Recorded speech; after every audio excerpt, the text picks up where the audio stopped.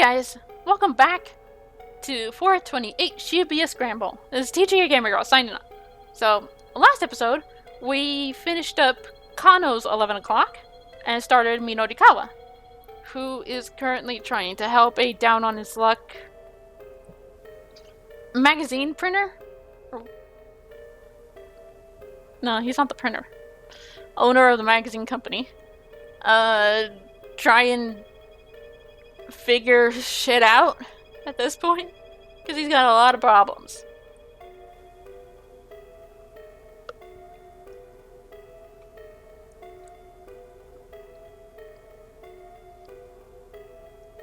Minorikawa'a unfolded a map of Shibuya.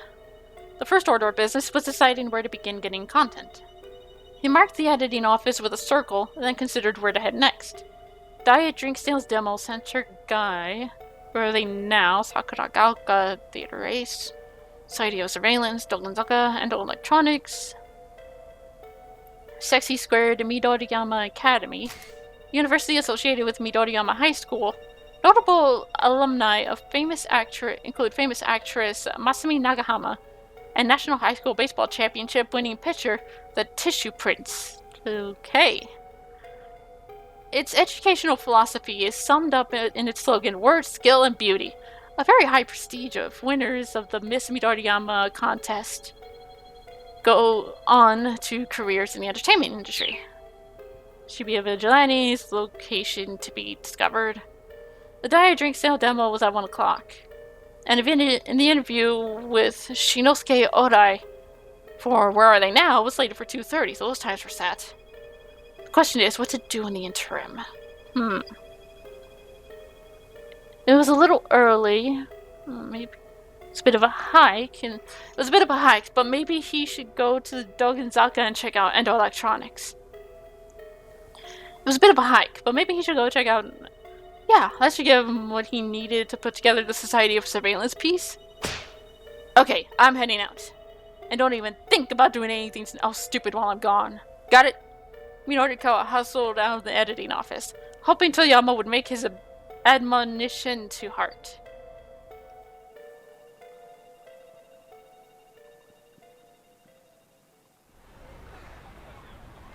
Exiting the building, he hopped into the taxi that was waiting outside. Thanks for waiting. Can you get me to Dogenzaka ASAP? Son of a bitch. Minorikawa'a bristled. I beg your pardon? That son of a bitch you wanted to give a piece of your mind, sir.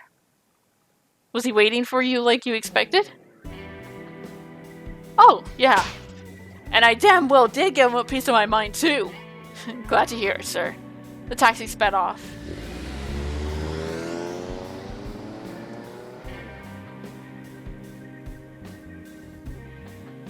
Minorikawa'a pulled out the proposal and looked it over again. The idea for the surveillance story revolved around the claim that hidden cameras had been installed throughout Shibuya shopping districts.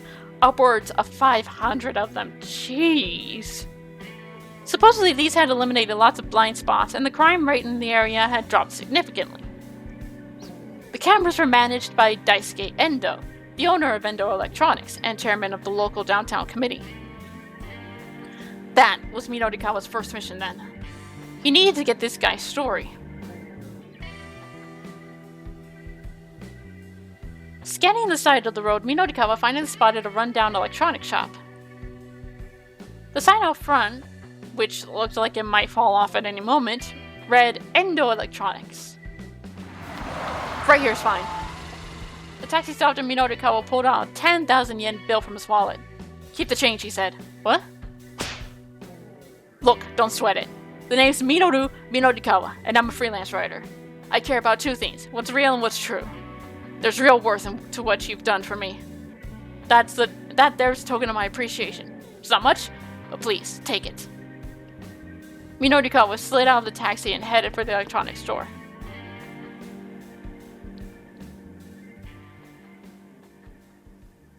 Inside Endo Electronics looked like a mountain of hoarded junk than an actual business.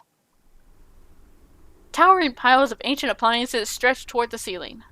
Old television sets with dial knobs leaned against computers with 5-inch floppy drives. Storage medium for personal computers in production from 1976 to 2001. The The magnetic discs are sheathed in paper or plastic jackets and are known for their tendency to flop around in one's hand, hence the name floppy disk, or floppy drive. Technically speaking, they are 5.25 inches in diameter. Incidentally, Door, released in 1983, the debut title from this game's producer, Koichi Nakamura, was produced on a 5-inch floppy version. Oh, cool. A little bit of trivia. What possible use could there be for all this outdated stuff? Mr. Endo, you in here? Minorikawa called out. Nobody came to greet him. The shop was definitely open, though. Surely the proprietor hadn't left it unattended. Hey, Mr. Endo! Come on, I know you're in there. After a short wait, Minorikawa heard sounds from the living space behind the shop. A door opened to reveal a tired-looking middle-aged man. Yeah, what do you want? Are you Mr. Endo? Minorikawa asked. I am, the man said guardedly. And I'm sorry, but I'm in the middle of something at the moment. Could you come back tomorrow, or... Please, just give me a minute. I'm a freelance writer. Name's Minorikawa. Minorikawa showed Endo his business card. I'm writing an article for 4-Star General Gossip. Magazine piece, huh? Precisely. So if I could just have a little of your time today. The phone rang, cutting him off before he could get down to business. I'm sorry, you'll have to excuse me for a moment. Endo reached into the clutter and pulled out the telephone. Hello, Endo Electronics. The proprietor listened for a moment, then raised an eyebrow. Yeah, that's a problem, alright. Alright, understood. I'll try and get a hold of the customer then. Endo set the receiver back down. What was that all about? Minorikawa asked. Oh, yesterday I sold a dry ice machine, and manufacturer just called to let me know the model is defective. Defective? Apparently once it starts making dry ice, it won't stop. I need to tell the customer I have to recall the machine and refund their deposit. Please give me a moment. Endo sifted through some sales slips, read a number off of one, and made a phone call.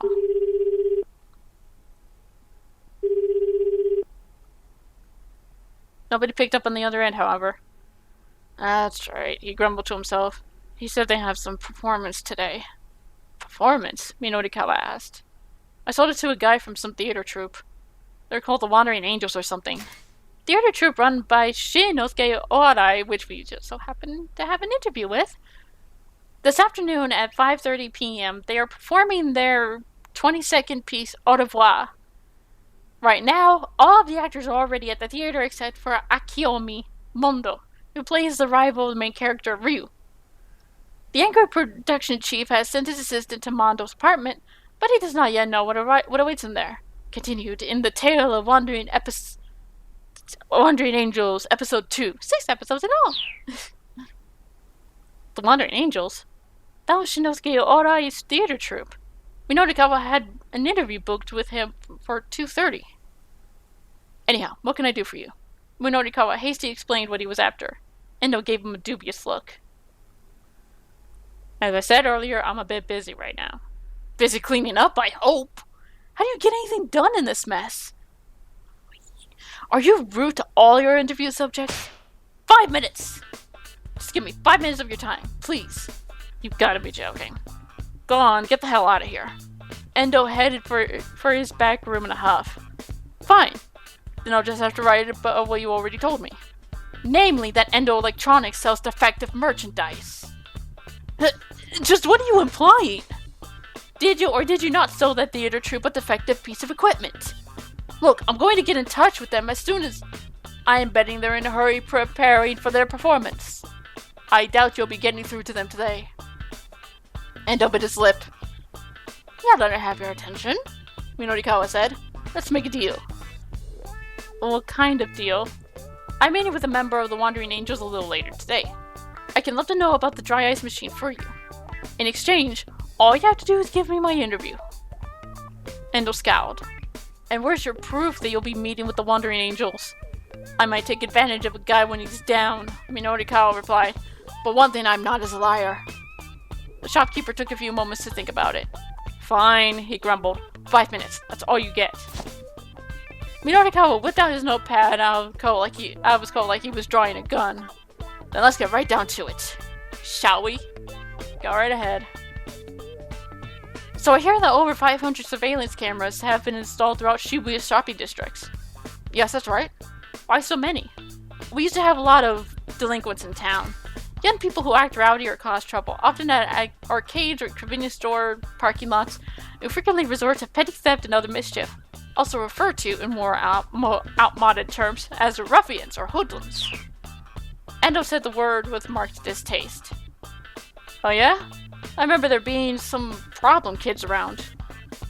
They were real punks. They vandalized my signs, made a mess of my storehouse. They were just awful. I see. Minorikawa'a scribbled diligently in his notepad.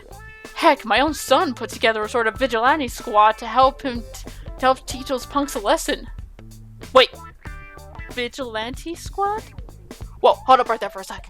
Minorikawa'a jutted out his hand to interrupt. This guy's son was part of the vigilante squad? What a stroke of luck! Maybe he could also provide some info for the article on gangs of Shibuya. Sorry, I didn't mean to get too far off topic here, but could you tell me the name of this group your son belongs to? Well, they called themselves SOS. Originally a group of well-meaning young people who would get together downtown as a sort of vigilante squad, trying to keep Shibuya clean and safe. In those days, the group never engaged in theft or other criminal activities. More recently, however, SOS has become one of the biggest gangs in Shibuya, resorting to defacing public property with graffiti, shoplifting, and shaking people down for cash. Prided themselves on being the top gang in Shibuya and all that. The top gang in Shibuya? Did I really just hit the jackpot right here? Not to pat myself on the back, but go me. All I have to do is step outside and the story finds me. I think I might be a natural at this. As it happens, I'd also like to interview people from SOS. Would you be able to put me in touch with your son? Yeah, sure. But you should know that my son isn't in the gang anymore. Can I jump here?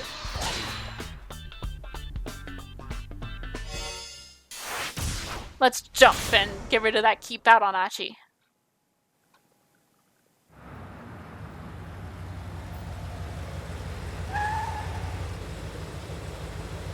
Hitomi, look! There it was! A blue van had appeared nearby, parked in a spot that had been empty previously. Achi couldn't see who was inside, but there was definitely something fishy about it. Besides, there weren't any other blue cars around, so this had to be it. He'd been right, the crooks had come back after all. So, is that keep out gone? Okay.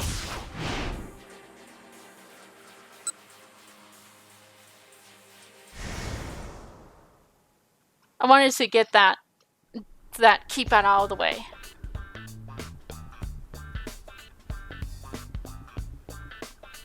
Oh, Minorikawa hesitated. Guess he's of no use to me then. Oh, believe me, I know how you feel. The look on Endo's face spoke volumes. There was no point in interviewing Endo's son if he wasn't with the gang anymore. I figured that Minorikawa's run of good luck would end eventually. Still, he'd gotten a lead in the form of a name, SOS. That was progress. Alright, so back to the matter at hand. He flipped his notepad back open. What did you decide to do about all these juvenile delinquents? I set up a tiny little web camera in order to protect my property. Cameras designed to send video information to a computer via the internet. Look carefully and you can often spot them outside private residences or even on public streets, where they're installed for use in surveillance. Given the risks of transmitted data being intercepted, the images recorded by such cameras are generally encrypted to prevent playback by unauthorized third parties. Many landmarks and attractions make their camera footage publicly available online. I see. And I'm guessing the webcam did the trick. Sure did. And so then other local businesses heard about it and started asking me to install some for them. Web cameras aren't particularly expensive, so it wasn't too tough to set them up all over downtown. So who's in charge of these security cameras? Members of the downtown business committee take turns. The cameras are connected via a wireless network that business owners can access through the area. A LAN or local area network? Also, that's what LAN stands for. A communication system that can only be used within a limited geographical area. A wireless LAN transmits using electronic signals, although convenient because it does not require cable attachments. There is a risk of signals conveyed in this way of being intercepted by a third party. How's the security for this wireless network? Oh, no problems on that front. Endo seems surprised at the question. All the footage sent over the network is fully encrypted. Encryption is a process of encoding data that it is indecipherable by a third party. Restoring encrypted data to its initial form requires what is called a key, a program designed for this purpose. There are two main types of such cryptographic systems. Secret key crypto systems use the same key for both encryption and decryption.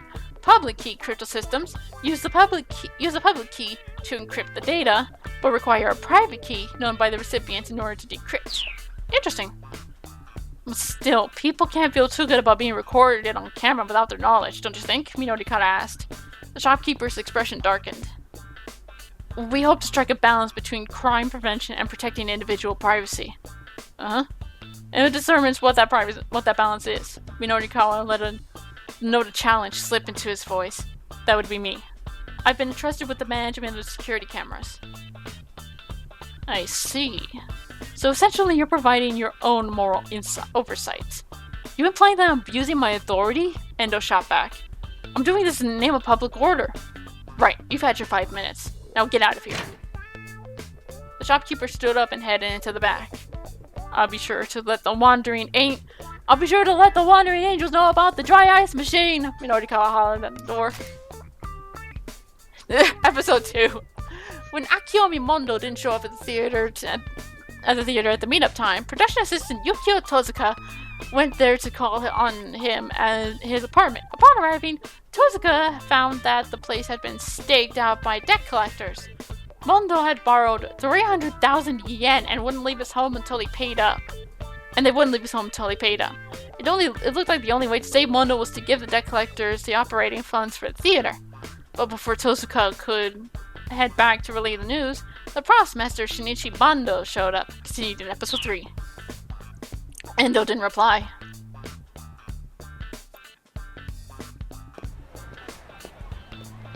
Minorikawa had gotten enough of a story to put an article together, so he decided to hurry to a coffee shop and get started on some copy. He was making his way down along Dogenzaka when his cell phone rang. The incoming call display showed oh no. Jackie, what's going on? Oh, what's no use? She sounded like she was on the verge of tears. What's no use? I can't do this. I just can't talk to people passing by on the street. Why not? It's just that everyone seems so busy when they're walking past. If I try to interrupt them, they're going to be all mad at me. Well, who the hell cares if they get mad? Minorikawa was ready to start ripping his hair out. I don't want them to be mad at me, she whimpered again. Well, this isn't about what she wanted, was it? She was supposed to be working, not whining. Look, Chiaki, you need to give me those interviews, period. Do I make myself clear? He hung up before she could squeeze in an objection. Poor girl. Damn it, Minorikawa muttered. Just what I needed. One more thing to worry about. He pulled his hair a few times and cast his worried gaze in the direction of Shibuya Station.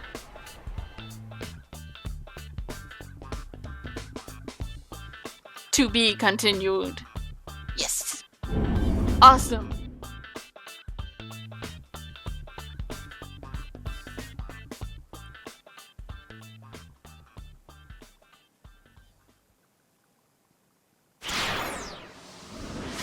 Alright, I know we just opened up Achi, but I want to start Osawa.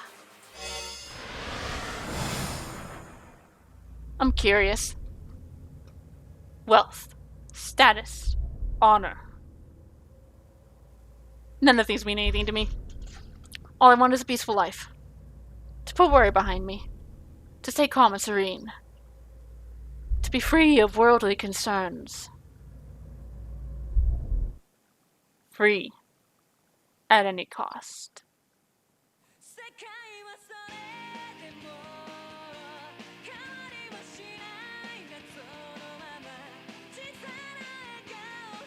A cheery rhythm pumped from the CD player set up against the study wall.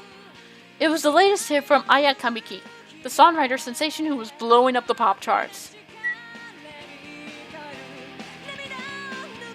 Kenji Osawa reached for the stereo remote on his desktop. He ratcheted the volume up a little louder.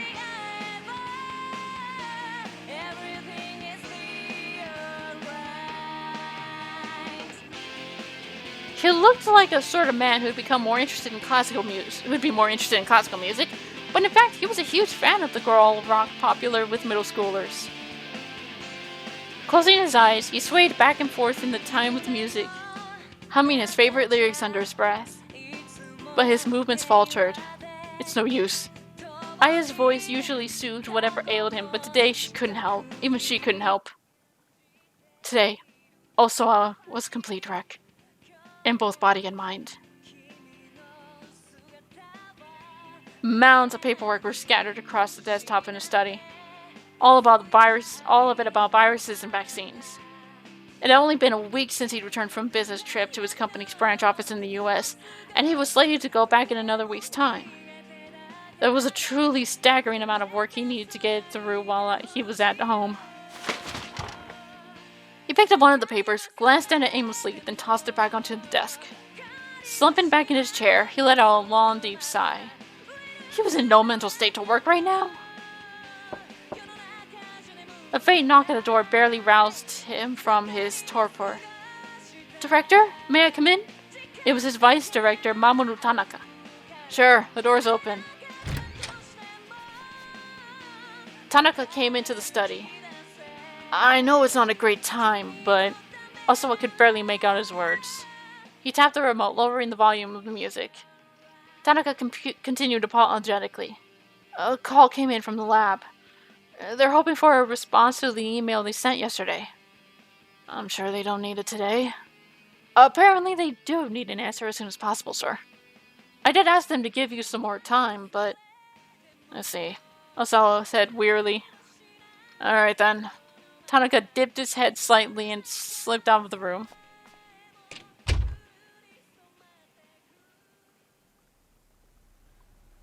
Osawa contemplated his colleague. Tanaka was a man he could truly depend on. He has enough of his own work to do, but he didn't need to come here again today. But he did. They'd been working in close concert ever since Osawa had gotten back to Japan. Without Tanaka's support, there's no way he would be in a mindset to do any work at all right now. Sidling up to his computer... Sidling? Don't you mean sliding? Sliding up to his computer, Osawa opened his email program and started answering the work-related messages. He reported on his business travel expenses, offered his opinions on capital investments, requested confirmation on current medicinal stockpiles. He worked with bleak detachment. None of this meant anything to him right now. Then a new email appeared in his mailbox. The sender was simply identified as A. The subject line read, 1 year ago, South Africa. The message body was blank, but there appeared to be multiple images attached. Originally, Osawa would have deleted a message like this immediately, assuming that it contained some kind of virus. But the word South Africa drew his attention. Could this possibly be related to? He couldn't help but to wonder. For a long moment, he hovered the cursor over one of the image files. At last, as if spurred on by the upbeat rhythm in his ears, he double-clicked the mouse.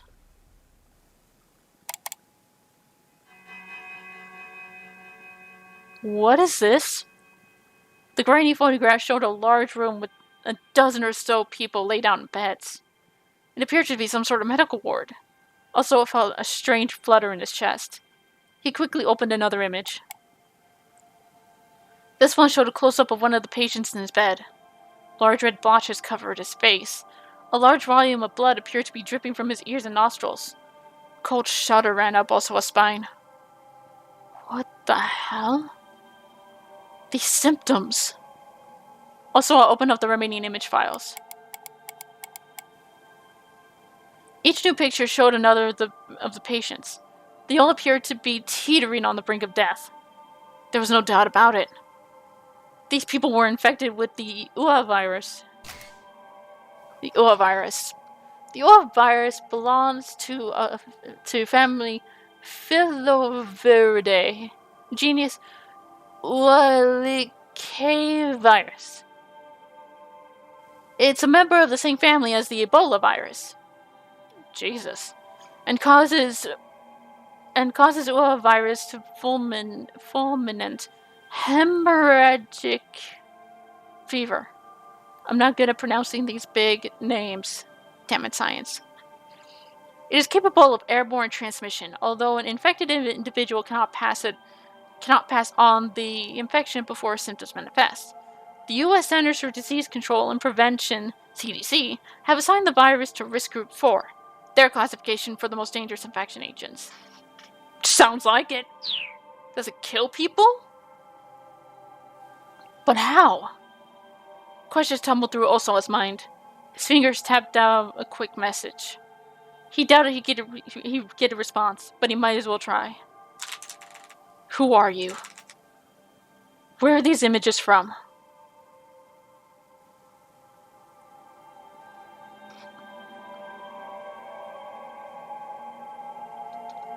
The Ebola virus got its name from a Swahili word for flower. The virus is roughly 90 nm to 190 nm in diameter, and 500 nm to 700 nm long. Because of its pronounced sickle-like shape, it's sometimes known as the sickle of death, which possesses a viral envelope, the surface of which is coated with spike-shaped protein protuberances. Nanometer. Okay. Supposedly, this was based on the fact that the propagated form of the virus resembled the petals of a flower. Despite the flowery name, however, the disease was anything but pretty. Ua didn't just mean flower, it also meant to kill.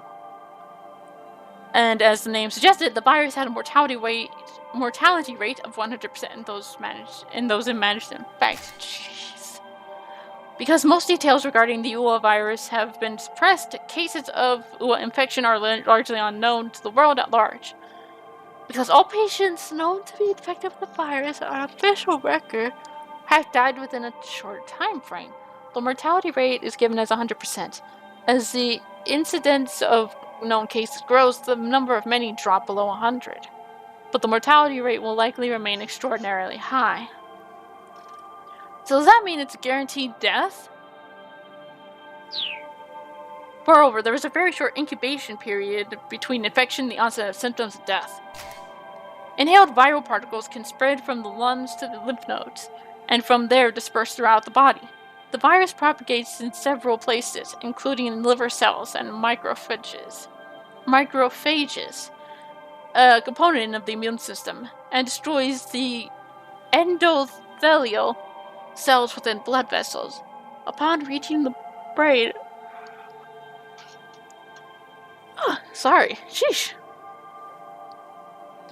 Upon reaching the brain, it forms a neural sludge of blood mixed with other bodily fluids. Within roughly 12 hours, bleeding would set in throughout the body, everywhere but the bones and muscles, with lethal results. Due to its incredibly high mortality rate, the disease's very existence had been kept hidden from public knowledge. Why? Also, his computer chimed to signify the arrival of a new email. The sender was A. He hurried to open the message. Once again, the subject line read, 1 year ago, South Africa. Your crimes. Osawa stared at the two words. My crimes? That left him with only with further questions. He looked again at the images from the previous email.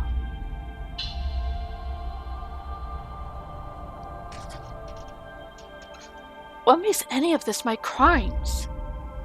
He could see that the patient's bleeding was severe. He estimated that several hours had passed since the onset of the disease. It wouldn't be long before their lives were cut short. To feel that agony, that suffering, and then to perish. Am I to blame for that?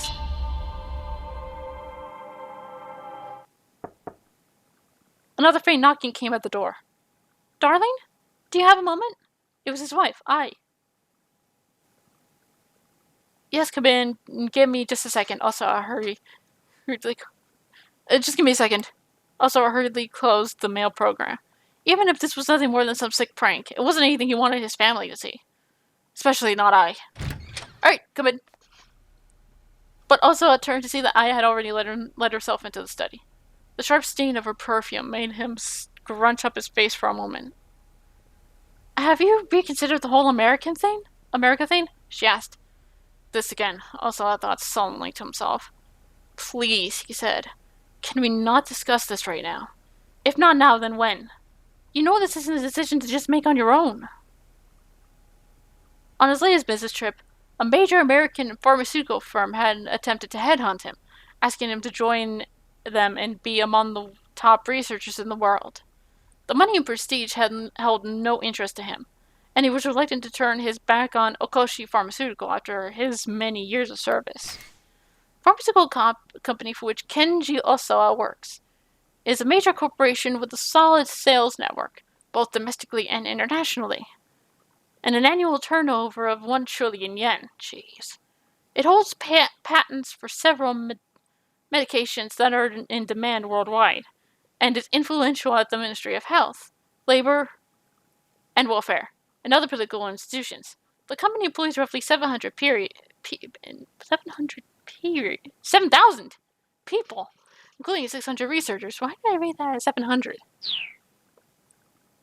Nonetheless, he was intrigued by the offer. It would mean the chance to conduct his virus research in a much better funded environment. Taking the job would necessitate relocating to the U.S., however. When he'd mentioned the possibility of emigrating to she'd shot the idea down on the spot. Her opposition was understandable. Ai's father, Suguru Makino, was a member of Okashi Pharmaceuticals' board of directors. No way he was going to let Osawa jump ship to another country. And company. Darling, please. I drew in closer to him. Think about it from my perspective. If you leave for America, what am I supposed to tell my father?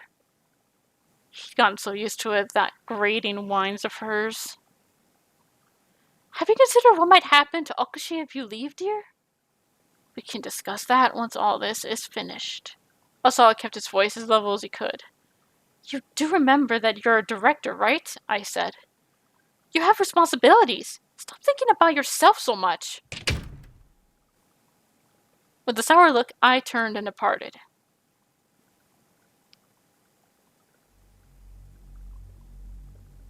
Lovely woman. Well, he had known that moving to America would never be a simple a matter, regardless of what his wife thought about it. There was another reason, however, the antiviral agent that he had developed at Okashi. Therapeutic drug used to treat viral infections. Examples include the drugs used against influenza and HIV. These treatments do not eliminate the infection, rather, they simply inhibit the development of the disease. There are so many issues with such drugs, including the risk that treated viruses possess or develop a resistance that makes the treatment ineffective. Academic institutions and pharmaceutical companies worldwide devote tremendous resources to further advancing the field of antiviral medicine. After the UA virus was discovered, infectious disease research facilities worldwide had thrown themselves into a top-secret effort to develop a vaccine. Vaccines function by safely introduction of harmless or attenuated version of the virus or other pathogen into the human body. This triggers the body to produce antibodies against the pathogen, making it difficult for the dangerous version to take hold. Interesting, so that's how it works. But Makino had ordered Osawa to work on creating an antiviral agent, not a vaccine. A vaccine immunized the subject in order to prevent infection in the first place. Conversely, an antiviral agent could be used to treat patients already infected. It was a so-called wonder drug for combating the virus itself. Creating such a drug was far easier said than done. Developing the antiviral had been a long, arduous road.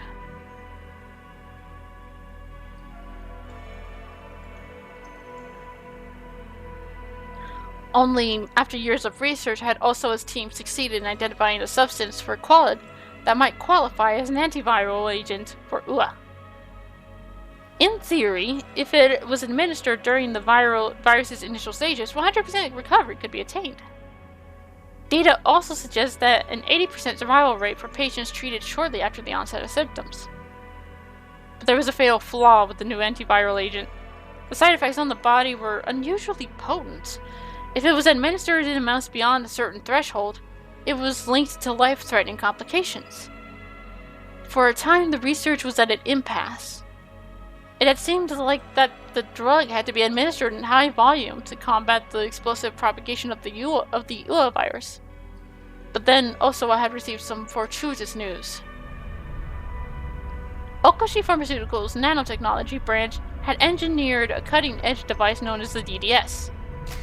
Technology created and or operated on an extremely small scale, often measured in nanometers. There are 1 billion nanometers in a meter. Some nanotech devices are literally regulated on the atomic level. The possibilities are ever expanding in practical fields such as medicine and material science. The United States is among the world leaders in the push for research and development. DDS, acronym for Drug Delivery Service. Such a system administers ultra-microscopic drug capsules to a targeted area of the body. Also, I had jumped on it immediately. By administering his antiviral agent with the nanotech DDS, he was able to use smaller amounts of the drug to quash the Ua virus with precision. Because the DDS can be used to deliver a drug with pinpoint precision and only where it is needed, it can greatly reduce the side effects of even very potent drugs. The DDS developed by Okoshi Pharmaceutical utilizes advanced high-tech polymers, which ensure that the capsules containing the drug are fully broken down and eliminated from the body 1 week after administration.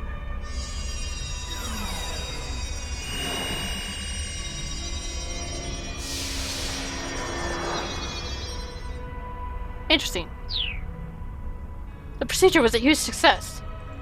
There was a marked increase in the drug's efficiency, along with the unexpected decrease in adverse side effects. Pharmaceutical is said to have a positive effect if its use brings about the desired result when testing a medical condition. But many drugs create unwanted or unforeseen adverse effects as well. Given the extreme complexity of most drugs' interactions with the human body, nearly any medicine can have both positive and negative effects. Yeah. The effects had been confirmed via animal testing on monkeys, and now the antiviral is ready for the final development stages, clinical trials on humans. Experiments involving drugs or medical techniques tested on animals to confirm their safety before they're used on humans.